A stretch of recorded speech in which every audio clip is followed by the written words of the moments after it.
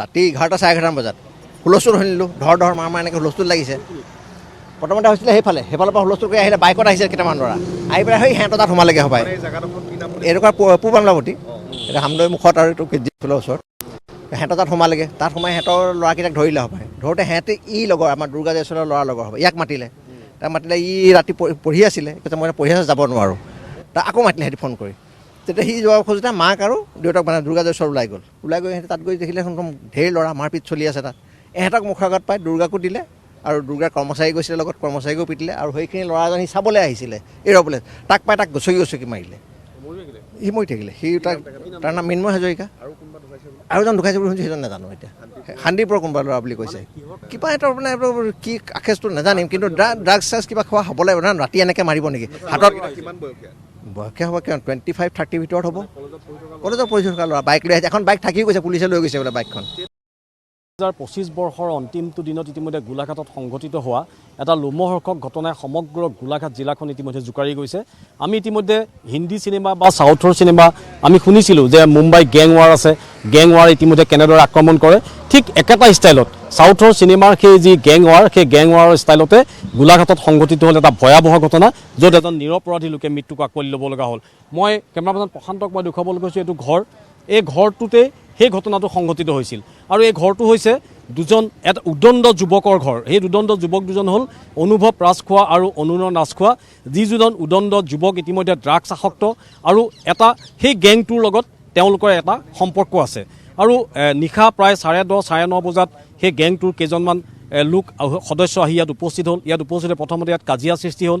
কাজিয়া সৃষ্টি হোৱাৰ পিছতে সেই অনুৰণ আৰু অনুভৱে তেওঁলোকৰ সম্পৰ্কীয় যিজন আমি কৈছোঁ জ্যেষ্ঠ অধিবক্তা ইতিমধ্যে আঘাতপ্ৰাপ্ত হৈছে, তেওঁৰ সন্তানক ফোন কৰি মাতিলে যে ইয়াত কাজিয়া হৈছে। তেওঁৰ সন্তান আহিলে, সন্তানৰ পিছে পিছে সেই জ্যেষ্ঠ অধিবক্তাজনে নিজৰ সন্তানক বচাবৰ কাৰণে ইয়াত আহি উপস্থিত হ'ল। আৰু উপস্থিত হোৱাৰ কাৰণে আহি দেখিলে যে এটা ভয়াৱহ কাজিয়া হৈ আছে। সেই কাজিয়াত ইতিমধ্যে অধিবক্তাজনকো বাইকৰ চাবিৰে ইতিমধ্যে চকুত আঘাত কৰিছিলে, কিন্তু চশমা থকাৰ কাৰণে পিছলি তেওঁ চকুৰ কাষত ইতিমধ্যে আঘাতপ্ৰাপ্ত হ'ল। আৰু সমান্তৰালভাৱে ইয়াৰ এজন মৃন্ময় হাজৰিকা বুলি স্থানীয় এজন লোক, তেওঁ ঘৰত গাড়ীখন সোমোৱাই কিনো হৈছে চাবলৈ আহিছিল। চাবলৈ অহাৰ লগে লগে সেই উদণ্ড যুৱকৰ যিটো দল, সেই দলটোৱে ইতিমধ্যে উপৰ্যুপৰি আক্ৰমণ কৰি আমি ক'ব লাগিব যে মৰিয়াই সেই মৃন্ময় হাজৰিকা নামৰ নিৰপৰাধী লোকজনক এই স্থানতে হত্যা কৰিলে। আৰু এই ঘটনাত ইতিমধ্যে আছিক ৰহমান নামৰ এজন যুৱক ইতিমধ্যে আঘাতপ্ৰাপ্ত হৈছে। তেওঁ ইতিমধ্যে যোৰহাট মেডিকেল কলেজত চিকিৎসাধীন হৈ আছে। আৰু এই সমগ্ৰ ঘটনাটো নিশা প্ৰায় 10:30-11 বজাত সংঘটিত হৈছিল। আৰু ইতিমধ্যে অভিযোগ উঠিছে যে ড্ৰাগছৰ কবলত পৰি বা প্ৰেমজনিত কাৰণত এই দুটা দিশ ইতিমধ্যে উন্মোচন হৈছে, যাৰ বাবে এই ভয়াৱহ ঘটনাটো নভবা নিচিন্তা এটা ঘটনা সংঘটিত হ'বলৈ পালে। এজন প্ৰত্যক্ষদৰ্শী এই ঘটনাটোৰ সন্মুখত তেখেতৰ ঘৰ, তেখেতে গোটেই ঘটনাটো নিজ চকুৰে তেখেতে প্ৰত্যক্ষ কৰিছিলে। আমি আপোনাৰ পৰা অকণমান জানিবলৈ চেষ্টা কৰিম কি দেখিছিলে সেই মুহূৰ্তত, যিটো ঘটনা হয়তো আমি কোনেও বিচৰা নাই বা কোনোদিন দেখা নাই, তেনেকুৱা ধৰণৰ ঘটনা সংঘটিত হৈছে। ৰাতি হুলস্থুল শুনি চাইছোঁহি, 11:30 বাজিছে, তেতিয়া দেখিছোঁ দেখোন চব দৌৰা লাগিছে। এই ঘৰলৈ আহিলে, এই ঘৰতে আহি দেখিছোঁ এজন একদম পূৰা তেজেৰে ৰাঙলী হৈ আছে, আৰু এটা এইখিনিতে হেৰি হৈ পৰি আছে। তেনেকুৱাতে এফালৰ পৰা এখন এম্বুলেঞ্চ তাক হস্পিটেল পঠিয়াই দিলে। তাৰ কণ্ডিশ্যন অলপ চিৰিয়াছ দেখিলে। তাৰপিছত ল'ৰা 20-25 জন আছে বুলি কৈছিলে, কিন্তু সিহঁতি চব বাইক লৈ পলালে। এখন বাইক থাকি গ'ল, এখন পুলিচে লৈ গৈছে হপায়। তাৰপিছত বাকীখিনি হেৰি হ'ল, এই হস্পিটেললৈ গ'ল, দুৰ্গাকো লৈ তাৰ চিলাই পৰিছে এনেকুৱাত। দুৰ্গাক হেৰি কৰিলে, দুৰ্গা অলপ পিছত আহিলে, ইটো ল'ৰা চিৰিয়াছ হ'ল, তাক যোৰহাট লৈ গ'ল। তাৰ যোৰহাটত অলপ দেৰি থাকি তাৰ মৃত্যু হৈছে ল'ৰাজনৰ। এতিয়ালৈকে বাৰু এইটো কনফাৰ্ম আমি পোৱা নাই তেওঁ যে মৃত্যু হৈছে, কিন্তু কিহৰ কাৰণে হ'ব পাৰে এই ঘটনা? এইটো শুনামতেতো ড্ৰাগছ বুলিয়ে শুনিছোঁ, ড্ৰাগছৰ কিবা। আৰু সিহঁতৰ কিবা ভিতৰৰ কাজিয়া আছিলে, পুলিচেও গম নাপায়। 5 দিনৰ মানৰ কিবা কাজিয়া ভিতৰে চলি আছিলে। কি কাজিয়াটো তোৰ গম নাপাম। এইটোতো কোনো নভবা নিচিন্তা এটা ঘটনা, এইটো নভবা নিচিনা ঘটনা। আৰু এইডোখৰত আজিলৈকে হোৱা নাই এনেকুৱা, এইটোৱে প্ৰথম এটা ল'ৰা মাৰি পেলাইছে। এই অনুভৱ আৰু অনুৰণৰ দেউতাকে কি কৰে? তেখেতটো এতিয়া মানে ফিজিকেলি হেণ্ডিকেপৰ নিচিনা, ভৰি এটা ভঙা ভিতৰতে থাকে, তেওঁ একো নকৰে। তেওঁ মাকটো ইয়াত সিহঁতৰ লগত নাথাকে নহয়, মাকটো নাথাকে মানে তেওঁৰ মিছেছৰ মাক নাথাকে, যিজন অসুখীয়া বুলি কৈছোঁ তেখেতৰ মিছেছ ইয়াত নাথাকে, লগত নাথাকে। হয়, এতিয়া মই আপোনালোকক কৈ আছোঁ যে এই অনুৰণ আৰু অনুভৱ বুলি যি দুটা ল'ৰা, এই ল'ৰা দুটাই এই যিজন ল'ৰাৰ লগত একেলগে কাজিয়া হ'ল, সিহঁতি একেটা টীমৰে বুলি ইতিমধ্যে আমি গম পাইছোঁ। কেইবাজনো ল'ৰাৰ ইতিমধ্যে পোহৰ লৈ আহিছে। এজন ঋষি শইকীয়া বুলি এজন যুৱকৰ নাম আহিছে। আৰু যুৱক মানে প্ৰকৃতাৰ্থত তেওঁলোক একেবাৰে টিনেজ, এইবিলাক ক্লাছ 10 বা 12ত পঢ়ি থকা ষ্টুডেণ্টৰ মাজতেই হৈছে এই গোটেই ঘটনাটো। তেওঁলোকে জিমত যায়, আৰু জিমতেই প্ৰায় এসপ্তাহ ধৰি তেওঁলোকৰ লাহে লাহে সেই যিখন শীতল যুদ্ধ সেই যুদ্ধখন চলি আছিল আৰু যুদ্ধখন চলি থকাৰ পিছতে আহি এই ঘটনাটো ইয়াত সংঘটিত হ'বলৈ পালে, যাৰ বাবে ইতিমধ্যে এজন নিৰপৰাধী লোক মৃন্ময় হাজৰিকা সেই লোকজনে মৃত্যুক আঁকোৱালি ল'বলগীয়া হ'ল। আৰু এই ঘটনাত প্ৰায় 25-30টা ল'ৰা ইয়াত জড়িত হৈ আছে। আমি ক'ব লাগিব যে ইতিমধ্যে আৰক্ষীয়ে কেইবাজনক ল'ৰা চিনাক্ত কৰিছে, কিন্তু এজনো এই মুহূৰ্তলৈকে আৰক্ষীৰ হাতত পৰা নাই, যিহেতু আৰক্ষীয়ে ঘটনাস্থলীত গোটেই বিষয়টো তদন্ত কৰি আছে। আৰু অনুভৱ এই ঘৰটোৰ ভিতৰতে আছে। আমি সেই ফটো আপোনালোক দেখুৱাইছোঁ। অনুভৱ বোলা ল'ৰাজন ওলাই আহিছে, মই কেমেৰাজন প্ৰশান্তক দেখুৱাবলৈ কৈছোঁ। অনুৰণ ওলাই আহিছে, জেকেট পিন্ধি আছে, টুপি লগাই আছে। এই দুজন ল'ৰা অনুভৱ আৰু অনুৰণ। এছপি ক'ব আমি পাইছোঁ এতিয়া আমি এই দুজন ল'ৰা ইতিমধ্যে আহিছে।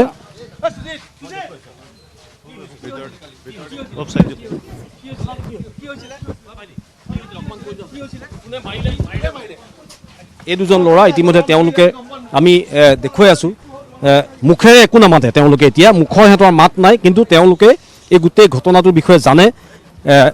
আমি বাৰম্বাৰ চেষ্টা কৰিছোঁ, কিন্তু তেওঁলোকে মুখেৰে একো কথা নকয়। আমি পোনপটীয়াকৈ দেখুৱাই আছোঁ। আমি গোটেইখিনি আপোনালোকক জনাম, অলপ সময় দিয়ক, তদন্তটো অলপ কৰি ল'ব দিয়ক। আমি গোটেইখিনি আপোনালোকক ক'ম কি হৈছে, আমি গোটেইখিনি কথা আপোনাক ক'ম। আমি বিভিন্ন সময়ত গম পাওঁ এই যিটো তেওঁলোকৰ টীম আছে, এই টীমটোৱে বিভিন্ন সময়ত পইচা কালেকশ্যন কৰি মানে আক্ৰমণ কৰে বিভিন্ন লোকক, এই ধৰণৰ কথা আছে। আমি প্ৰপাৰ একশ্যন ল'ম, ষ্ট্ৰিক্ট একশ্যন ল'ম, আপোনালোকৰো সহায় ল'ম। আপোনালোকে যিখিনি মানে দিব লাগে দিব। এতিয়া নামবিলাক আমি গোটেইবিলাক পাইছোঁ। এতিয়া আছে আছে কেইবাটাও অলপ টাইম দিয়ক, আমি আপোনালোকক গোটেইখিনি ঘটনা ক'ম। অলপ টাইম দিয়ক, অলপ কনফাৰ্ম এতিয়ালৈকে এজন হৈছে, এজন এতিয়ালৈকে JMCHত আছে। এইখিনি আমি এতিয়ালৈকে গম পাই আছে দিয়ক। মৃন্ময় হাজৰিকা, তেওঁ এৰাউণ্ড 35 years old, তেখেতৰ মৃত্যু হৈছে। আশিক বোলাজন যিজন আছিলে তেওঁ এতিয়া JMCHত আছে। বাকী যিখিনি আছে ডিটেইল আপোনালোকক কমেই আমি গোটেইখিনি। অলপ সময় দিয়ক, অলপ সময় দিয়ক, আমি গোটেইখিনি কৈ আছোঁ। অলপ সময়ৰ পিছত আমি গোটেইখিনি আপোনালোকক কৈ আছোঁ, অলপ সময় দিয়ক। ইতিমধ্যে গোলাঘাটৰ আৰক্ষী অধীক্ষক জনালে যে ইতিমধ্যে এজনৰ মৃত্যু হৈছে আৰু আছিক ৰহমান ইতিমধ্যে আমি কৈছোঁ যে তেওঁ ইতিমধ্যে চিকিৎসাধীন হৈ আছে যোৰহাট মেডিকেল কলেজত। আৰু এই পৰিৱেশ আমি আপোনালোক দেখুৱাইছোঁ, যি দুজন যুৱক অনুভৱ আৰু অনুৰণ আমি দেখুৱাই আছোঁ আপোনালোকক বাৰে বাৰে। এই যুৱক দুজনৰ লগতেই প্ৰথম কাজিয়া সংঘটিত হৈছিল আৰু তেওঁলোকৰ লগত কাজিয়া সংঘটিত হোৱাৰ পৰিণতিতে মৃন্ময় হাজৰিকা এজন নিৰপৰাধী লোকে মৃত্যুক আঁকোৱালি ল'ব লগা হৈছিল। আৰু এই দৃশ্য আমি আপোনালোকক দেখুৱাই আছোঁ। এই দুজন যুৱক অনুভৱ ৰাজখোৱা আৰু অনুৰণ ৰাজখোৱা, তেওঁলোক দুয়োজনে ইতিমধ্যে কৈছে যে পিতৃ ইতিমধ্যে শাৰীৰিকভাৱে বিশেষভাৱে সক্ষম, তেখেতে ইতিমধ্যে উঠিব নোৱাৰে, মাতৃ ঘৰত নাথাকে। তেওঁলোকে ইতিমধ্যে ড্ৰাগছ আসক্ত বুলিও ইতিমধ্যে অভিযোগ উঠিছে। দীৰ্ঘদিন ধৰি সেই ঘৰটোত কাজিয়াৰ সূত্ৰপাত হৈ আহিছিল, প্ৰায় এসপ্তাহ ধৰি সেই যুৱকসকল তালৈ আহি আছিল। গতিকে এটা যুৱ উশৃংখলতাৰ যিধৰণে এটা বৃদ্ধি পাইছে, সেই যুৱ উশৃংখলতাৰ ইতিমধ্যে পৰিণতিতে এই ঘটনা সংঘটিত হৈছে। ড্ৰাগছেই হওক, প্ৰেমজনিত ঘটনাই হওক, যিয়েই নহওক, কিন্তু যুৱ উশৃংখলাটো লাহে লাহে যথেষ্ট বৃদ্ধি পাবলৈ ধৰিছে। আৰু এইখন হামদৈ হোটেল, মই কেমেৰাজন প্ৰশান্তক মই দেখুৱাবলৈ কৈছোঁ, এই হামদৈ হোটেলৰে স্বত্বাধিকাৰী জ্যেষ্ঠ অধিবক্তা ইতিমধ্যে জয়ছোৱাল, দুৰ্গাপ্ৰসাদ জয়ছোৱাল, তেখেতৰ ইতিমধ্যে আঘাতপ্ৰাপ্ত হৈছে। হয়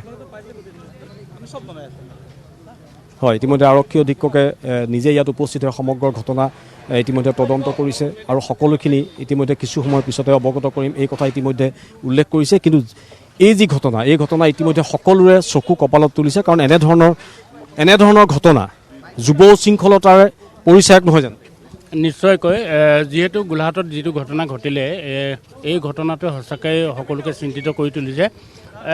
কেৱল ইয়াত আচলতে মদৰ আড্ডাটো বৃদ্ধি হৈছে, ড্ৰাগছৰ প্ৰচলন বৃদ্ধি হৈছে, যিবিলাক আচলতে প্ৰশাসনে কণ্ট্ৰল কৰিব লাগে সেইবিলাক কণ্ট্ৰল কৰাত ব্যৰ্থ হৈছে, যাৰ বাবে ড্ৰাগছ আৰু মদ সেৱন কৰি তেওঁলোকে আচলতে এনেকৈ এক ঘটনা সংঘটিত কৰিছে।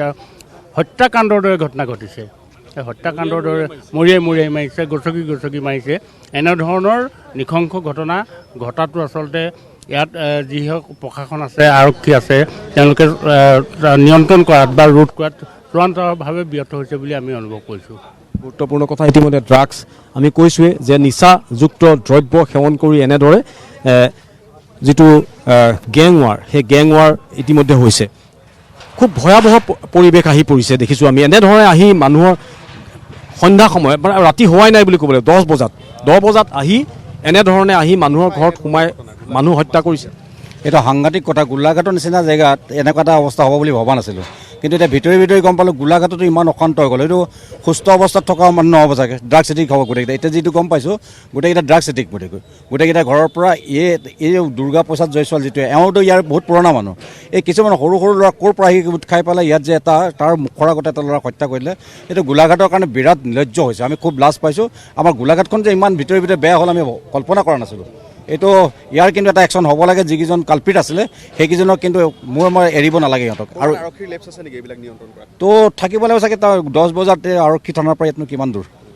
এইটো এটা যদি চিকিউৰিটি নাথাকে 1 কিলোমিটাৰ ইয়াত যদি চিকিউৰিটি নাথাকে আৰু আমি কেনেকৈ থাকিম বাৰু কওক এইটো খুব বেয়া কথা হৈছে 25-30জন ল'ৰা আহি পেলাই ইয়াত মাৰপিট কৰি আছে ধেমালি কথা নহয় সেইটো আমাৰ নিজৰ কাৰণেও অলপ ভয় হৈ গৈছে পৰিচিত ব্যক্তি বৰ লাজৰ কথা এইটো কিন্তু বহুত দুখ পাইছোঁ আৰু বিৰাট মানে আৰু এইটোত কিন্তু আমিও কিন্তু বহি নাথাকিম এনেকুৱা হৈ থাকে এনেই যিখিনি ল'ৰা ইতিমধ্যে নাম ওলাইছে সেইখিনিও কিন্তু গোলাঘাটৰ পৰিচিত ব্যক্তি যিবিলাক ল'ৰাই এই কাণ্ড সংঘটিত কৰিছে তাৰ একাংশ সন্তানৰ পিতৃ মাতৃ কিন্তু গোলাঘাট নগৰখনৰ পৰিচিত ব্যক্তি অভিজাত পৰিয়ালৰ তেওঁলোকৰ কাৰণেতো গোটেই সমাজখন বেয়া হৈ গৈছে চাগে ড্ৰাগছ আদি কিবা কিবি খাই মেলি আহিছে এই প্ৰেক্টিকেলি এইবিলাক মানুহৰ কাৰণে গোটেই সমাজখন বেয়া হৈছে গতিকে এই ব্যক্তিসকলকে ৰেহাই দিব নালাগে কাৰণ আৰু বেয়া হৈ যাব ভৱিষ্যতলৈ কোনো কথা ইতিমধ্যে আমি কৈ আছোঁ যে প্ৰকৃতাৰ্থতেই অত্যন্ত এটা বেয়াৰ ফালে গোলাঘাটখন গৈ আছে বুলি ক'ব লাগিব যাক ইতিমধ্যে আমি বুজাব পৰা নাই আমি ক'ব পৰা নাই কাৰণ ক'ত কেতিয়া কি সময়ত কি ঘটনা সংঘটিত হয় সেয়া ইতিমধ্যে কোনো ধৰণৰ আপুনি সঠিক একো ধৰিব নোৱাৰা এটা পৰিৱেশৰ সৃষ্টি হৈছে কাৰণ 10-10:30 বজাত 25-30জনীয়া যুৱকৰ এটা দলে আহি ঘৰৰ ভিতৰত আহি এজন নিৰপৰাধী লোকক হত্যা কৰিব 2-3জনকৈ লোকক আক্ৰমণ কৰিব এনেধৰণৰ ঘটনা প্ৰকৃতাৰ্থতে কোনেও বিচৰা নাই কিন্তু কিয় এই ঘটনা হৈছে ইয়াৰ সঠিক বিশ্লেষণ গোলাঘাটৰ সচেতন সমাজে কৰাটো অতি প্ৰয়োজন